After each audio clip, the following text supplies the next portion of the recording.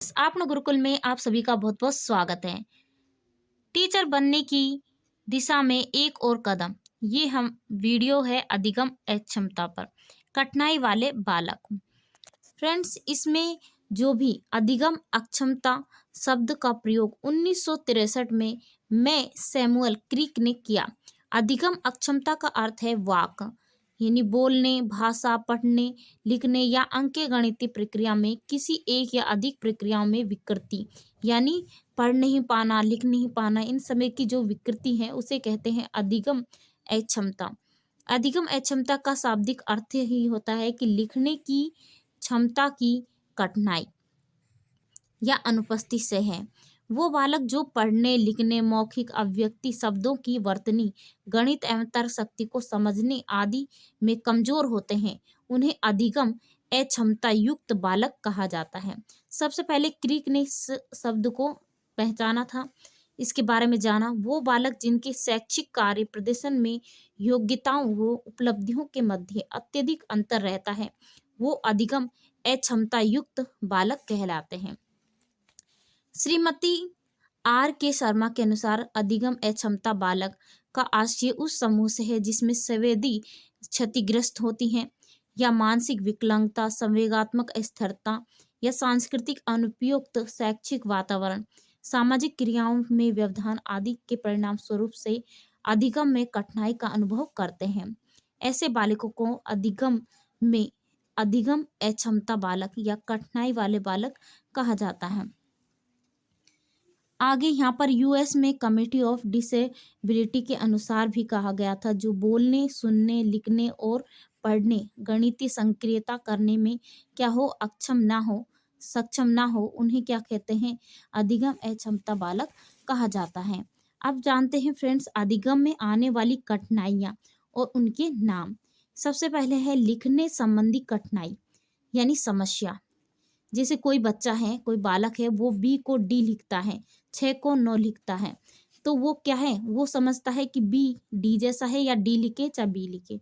तो इस तरह की अगर वो समस्या से ग्रसित है बालक, तो उसमें जो समस्या है वो लिखने संबंधी समस्या है, जिसे कहेंगे डिसग्राफिया। आप देखते हैं ग्राफ ग्राफ बना होता है कॉपी में, तो उसी में हम याद रखेंगे कि लिखने संबंधी समस्या है। पढ़ने संबंधी समस्या, जैसा आप जानते हैं कि एक बालक होगा और बालक को बट की जगह पट पढ़ने की आदत होगी। जैसे BUT की जगह वो समझ रहा है कि बी और पी में कोई अंतर नहीं है, तो वो इसको BUT की तरह PUT लिख देता है। तो इसमें कोई उसको लगता है कि सेम संख्या है, तो उसके अंदर जो समस्या है पढ़ने की समस्या, वो पढ़ने में क्या कर रहा है, यहाँ पर मिस्टेक कर रहा है, गलती कर रहा है, तो उसे कहेंगे डिसलेक्सिया। क्या कहेंगे, डिसलेक्सिया, यानी पढ़ने संबंधी अक्षमता से है।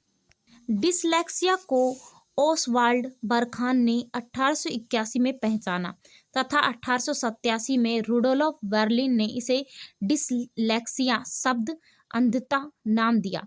ठीक है, आगे देखते हैं कि लेखन व चित्रांकन संबंधी समस्या। ये लेखन, लिखने संबंधी या चित्र बनाने से संबंधित जो भी समस्या है उसे क्या कहेंगे, उसे कहेंगे डिस्प्रेक्सिया। डिस्प्रेक्सिया कहेंगे। आगे है बुरी काल्पनिक स्थिति की, यानी वो बुरी बुरी कल्पनाएं करने की जो स्थिति है, तो उसे क्या कहेंगे, डिस्टोपिया। डिस्टोपिया। गणितीय गणनाओं से संबंधित समस्या।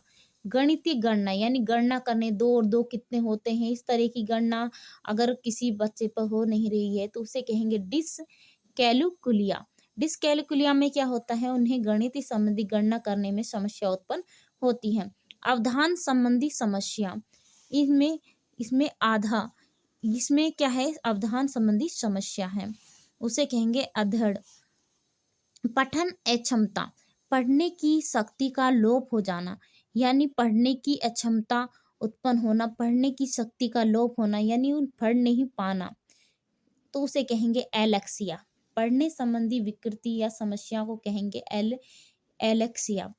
शब्द या वाक्यों का अवबोध ना हो, शब्द या वाक्यों का अवबोध ना हो, यानी हाइपरलेक्सिया समस्या से ग्रसित बालक को श्यामपट्ट पर लिखे अक्षर व शब्द बिल्कुल भी समझ नहीं आते हैं, यानी आपने एक तारे ज़मीं पर देखा होगा मूवी, उसमें दिखाते हैं जो बच्चा लिखता है तो उसे जो श्यामपट्ट पे लिखा हुआ जो शब्द होते हैं उन्हें शब्द को बिल्कुल भी समझ नहीं पाता है। ठीक है? इसे कहेंगे हाइपरलेक्सिया, हाइपरलेक्सिया। क्योंकि यहाँ पर जो शब्द लिखा है उसका उसे बोध ही नहीं है, ज्ञात ही नहीं हो पा रहा है। आगे है शुद्ध रूप से लिखावट संबंधी अक्षमता। इसमें है आँख व हाथ में सही समन्वय न होने से क्या होता है, शुद्ध रूप से लिखावट अच्छी ना हो, इसीलिए कहते हैं प्रैक्टिस प्रैक्टिस। क्योंकि शुद्ध रूप से लिखावट संबंधी अक्षमता को कहते हैं एग्राफिया। ठीक है, लिखावट का अच्छा ना होना एग्राफिया कहलाता है। आगे है गणित संकेत नंबर को पढ़ने समझने में कठिनाई। गणित में जो संकेत होते हैं उनको नंबर को पढ़ने में समझने में जो कठिनाई होती है उन्हें कहते हैं, उसे कहा जाता है लेक्सिकल। लेक्सिकल के बाद है भाषा संबंधी विकृति, भाषा संबंधी कठिनाई यानी संप्रेषण नहीं कर पाना, इसे कहेंगे एफेशिया या भाषाघात। आगे है जन्म से ने होकर बाद में किसी चोट से मानसिक विकृति के कारण विचार व्यक्त न कर पाना यानी बोल नहीं पाना। जन्म से न होकर बाद में अगर कोई चोट लग जाती है तो उसके कारण से उसके बोलने से संबंधित जो अ, वो बोल नहीं पाता है तो इससे क्या कहेंगे, डिस्फेजिया कहेंगे। ठीक है, आगे है कम आयु में वृद्धावस्था के लक्षण। कम आयु में वृद्धावस्था के लक्षण क्या कहलाते हैं, पोजर, यानी कम उम्र में वो बूढ़े जैसा, जो बालक है वो कैसा दिखेगा, बूढ़ा जैसा दिखने लगता है, ऐसा लगता है जैसे बूढ़ा हो गया, तो उसे कहेंगे पोजरिया रोग। स्वयं के बारे में, शारीरिक सौंदर्यता के बारे में, यानी जैसे स्वयं को सुंदर समझना, कुरूप समझना, ये होता है स्वयं में भी हम अच्छे हैं या बुरे हैं तो खुद उस समझते हैं, तो इस तरह की जो भ्रमित करने वाली जो हमारी सोच होती है उसे कहते हैं डिस्मोफ्रिया। डिस्मोफ्रिया में है आगे है मानसिक तनाव संबंधित विकार। मानसिक तनाव यानी मन से संबंधित जो तनाव है, मानसिक तनाव संबंधी विकार को कहेंगे डिस्थीमिया, डिस्थीमिया। आगे है वर्तनी संबंधी विकार, वर्तनी संबंधी विकार डिसऑर्थोग्राफी। ऊंचाई से डर लगना, बहुत सारे बच्चे होते हैं या बड़े भी होते हैं तो उन्हें क्या होता है, ऊंचाई से डर लगने लगता है, उसे कहते हैं एक्रोफोबिया। एक्रोफोबिया उनके अंदर ये रोग होता है, ये उनके अंदर जो कठिनाई संबंधी होती है, भाई ऊंचाई से देखने से ही उन्हें डर लग जाता है। व्यक्ति का सामान्य व्यवहार लेकिन समाज समाज या समूह में जाने पे शर्मिला व्यवहार, ये सामाजिकता का अभाव है। स्वयं प्रेरणात्मक अधिक, इसमें क्या होता है कि बच्चा थोड़ा शर्मिला स्वभाव का होता है, कहीं पे जाता है तो ये सर्वप्रथम शब्द जो प्रयोग किया था इस शब्द का, ये लियो कैर्नर ने किया था। ये ऑटिज्म कहलाता है, यानी किसी का ऐसा स्वभाव जो कि शर्मिलापूर्ण हो। ठीक है, वो क्या होता है, उसके अंदर जो सामाजिकता का अभाव होता है। आगे है दृश्य प्रतिक्षरण क्षमता संबंधी विकार। दृश्य प्रतिक्षरण क्षमता संबंधी विकार यानी उसे साफ दिखाई नहीं देना, इसमें विजुअल परसेप्शन डिसऑर्डर कहा जाता है। ठीक है, विजुअल परसेप्शन डिसऑर्डर। आगे है केंद्रीय समन्वय क्षमता संबंधी विकार, इसमें sensory integration of progressive disorder कहा जाता है। इंद्रिय संबंधी जो विकार होते हैं उसे। आगे है संगठनवाद पठन संबंधी, संगठनात्मक पठन संबंधी, इसे कहते हैं ऑर्गेनाइजेशनल लर्निंग डिसऑर्डर। आगे है श्रवण संबंधी विकार, सुनने में अक्षमता, सुन नहीं, अगर किसी बच्चे को या कि बड़े को अगर सुन नहीं पा रहा है तो उस तरीके की जो विकार है उसको क्या कहेंगे, उसे कहेंगे ऑडिटरी प्रोसेसिव डिसऑर्डर यानी ओपीडी। नेक्स्ट है झूठ बोलने या अतियोक्ति की आदत, झूठ बोलने की आदत, उसे कहेंगे मिथोमेनिया। मिथोमेनिया, झूठ बोलने की अतियोक्ति की जो आदत होती है बच्चों में, इसे कहेंगे मिथोमेनिया। आगे है जन्म के समय ऑक्सीजन की कमी के कारण मानसिक बाधिता का होना। जन्म के समय ऑक्सीजन की कमी के कारण उनके अंदर ये उत्पन्न होता है कि मानसिक बाधिता, का होना कहलाता है एनोक्सिया, एनोक्सिया कहलाता है। आगे है चिंता के कारण दौरे पड़ना तथा पक्षाघात हो जाना। चिंता के कारण क्या है?